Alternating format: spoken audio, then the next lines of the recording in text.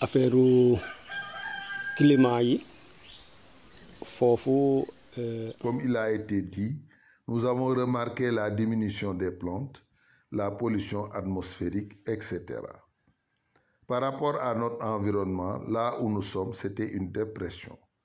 Il y avait beaucoup d'arbres et on n'osait pas venir jusqu'ici. On nous interdisait d'y venir pour éviter d'être attaqué par un serpent boa. Cette situation est différente de celle d'aujourd'hui. La cause remonte à 1975 où l'on a commencé à noter la sécheresse. Le manque d'eau a commencé à se faire sentir. Et ainsi, la diminution des arbres s'accroît. Les rendements des produits agricoles aussi sont devenus insignifiants. On ne peut même plus cultiver le riz à cause du manque d'eau.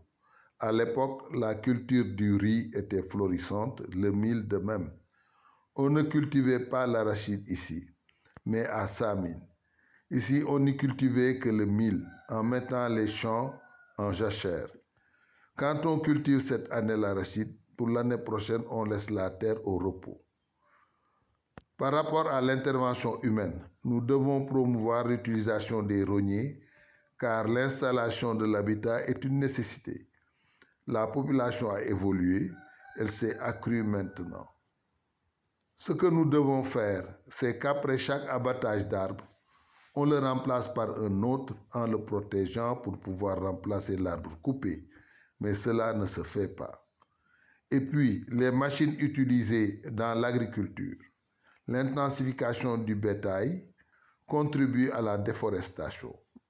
Tout arbre qui pousse, s'il n'est pas protégé, va être brouté par les animaux. La gestion du bétail est déficiente. Ainsi, les arbres disparaissent. Car si tu abats un arbre sans reboiser, ensuite sans planter, sans assurer la protection, il en suivra le manque. On ne peut même plus trouver un petit rognier. On ne trouve que de grands rogniers. On en déduit que l'abattage par les hommes, le manque d'eau qui tue les arbres et surtout les gros arbres, entraîne cette situation catastrophique.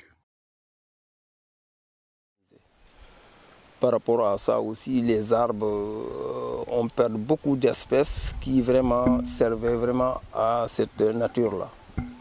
Parce que souvent, beaucoup d'arbres ne sont pas adaptés.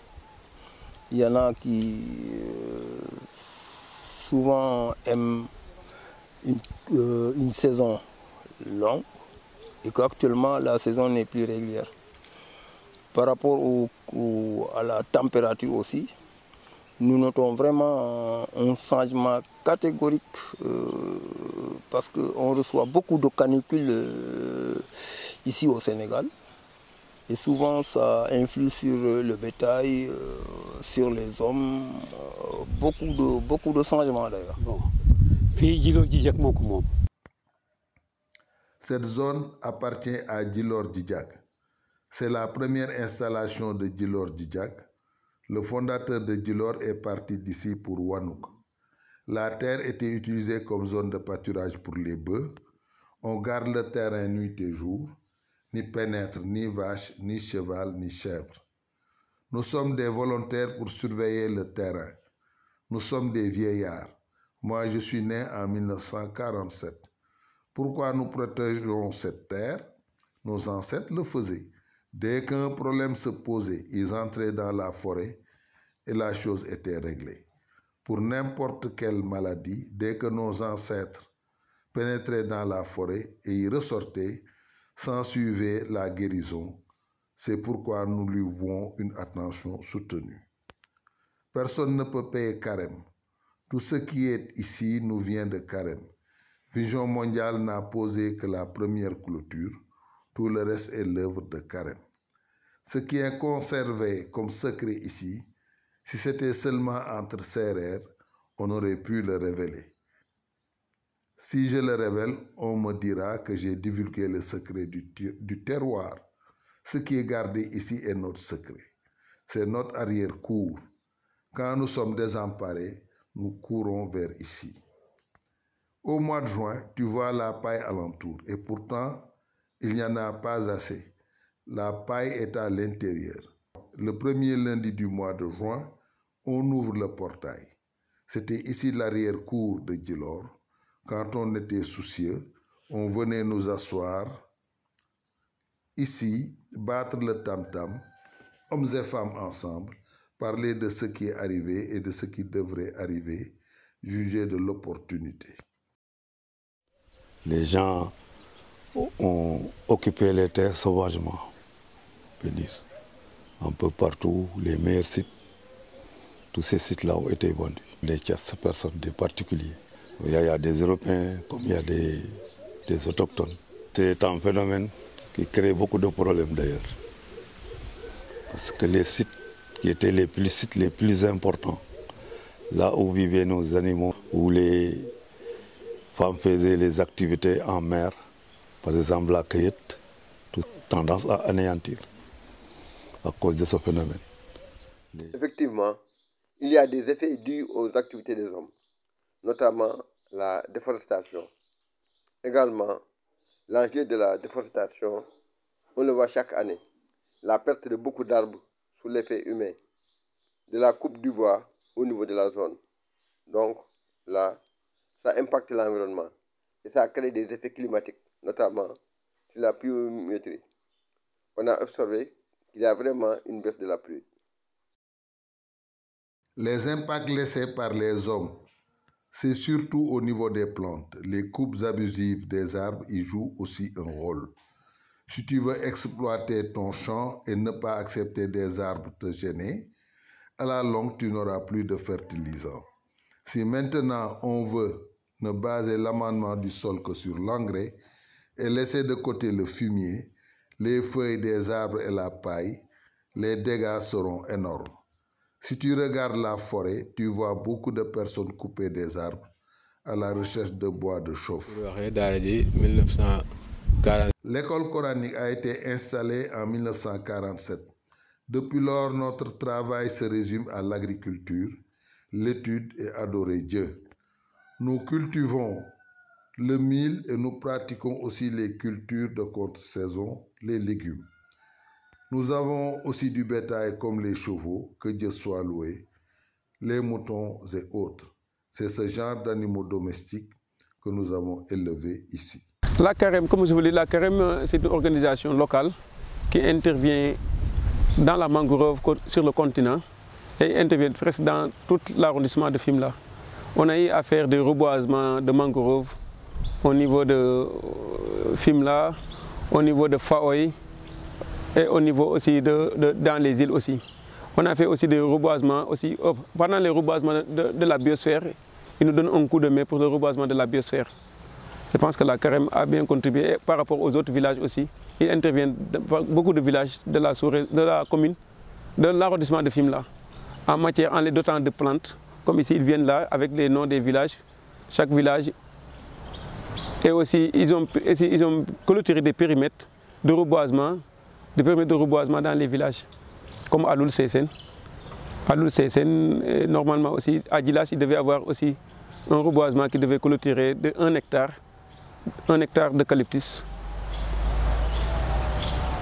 Pour le bois villageois, pour le bois villageois. En tout cas, on est très fiers et très contents également aussi de notre collaboration avec la CAREM, qui est également une association qui est sur place, qui est née ici dans la commune, qui grandit et qui fait des actions franchement phares que tout le monde reconnaît.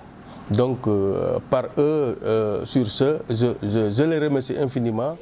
Bon, la CAREM en général, nous travaillons sur le reboisement. Le reboisement, surtout la mangrove. Ouais. Et des fois même, nous arrivons à créer des sites pour chercher des plantes, des trucs comme ça pour reboiser en plus. C'est ce genre d'activité que nous faisons avec ces gens.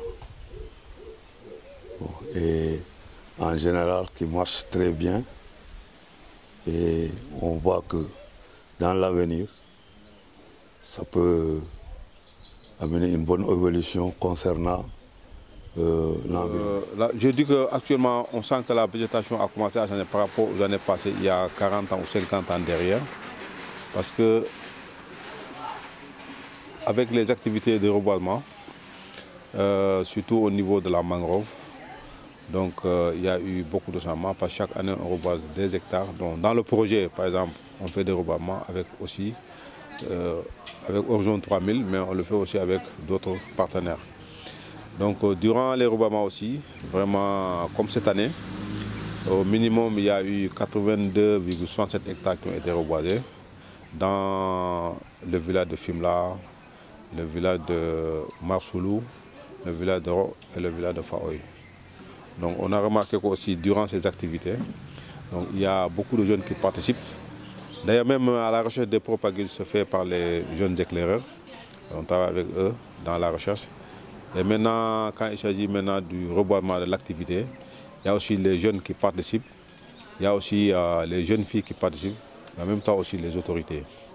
Quand je parle d'autorités, ce sont les services techniques. Donc il y a par exemple les agents des eaux et forêts qui partent toujours avec nous. Et il y a aussi les agents des services de pêche, il y a aussi le CPDT et l'ANCAR, souvent qui participent à nos activités de reboisement.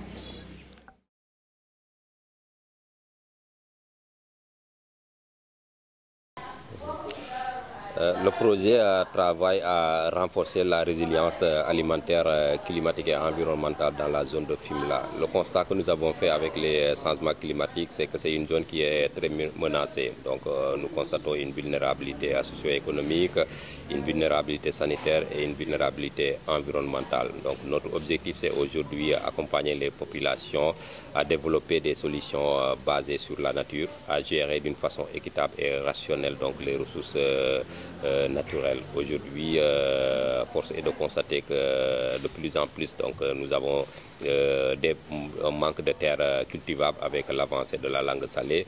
Le problème de l'eau se pose avec acuité à cause de la baisse de la nappe phréatique et tout.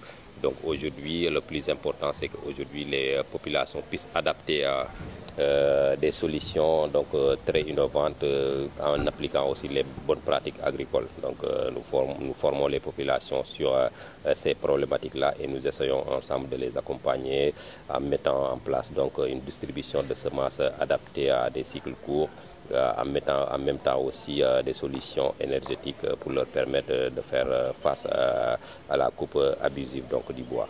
C'est la femme qui faisait la riziculture dans les pays serrés. Mais actuellement,